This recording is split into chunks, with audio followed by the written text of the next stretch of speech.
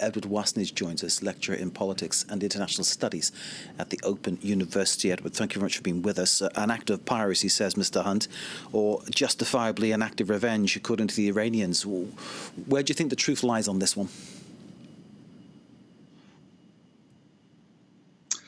Well, it's very difficult to say without access to the intelligence files that our political leaders have. But I think what we're seeing here is a kind of tit for tat type scenario.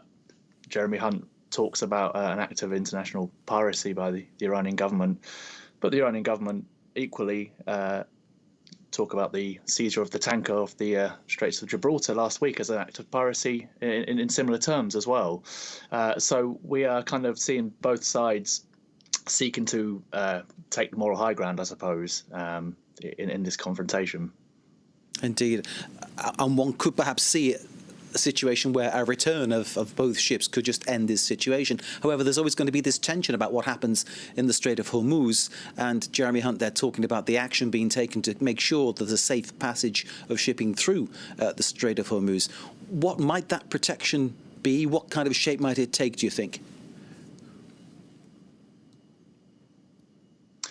Well, I think what Jeremy Hunt is proposing is a kind of multinational force, perhaps similar to what we've seen off the coast of Somalia in terms of multinational efforts to combat piracy in that region. But I think what he's trying to do with this is really trying to show that the UK has some kind of international support for its position. And that's been questionable, really, because the silence over the British seizure of the tanker in the Mediterranean was quite deafening from its European allies, even though the UK said this was taking this action, because Iran was contravening EU sanctions in terms of the export of its oil. So I think it's important for the UK to try and gather international allies at a time where it could easily be seen as being quite isolated and actually really following US policies towards Iran.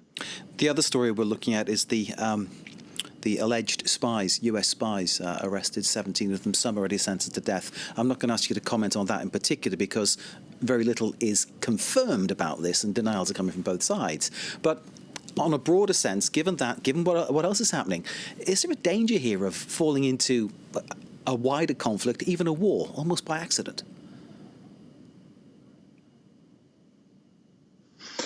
Well, yeah, I think so, because listening to what your colleague was saying in the previous report, that there is a kind of information war going on here, and we do see that there's a real danger of kind of miscalculation, because these are actually calculated steps each side are taking, seeking to gain the upper hand in this conflict. So there is a potential that missteps and miscalculations could lead to a kind of military confrontation. We saw that the US came quite close to taking military action against Iran a couple of weeks ago after the drone was shot down.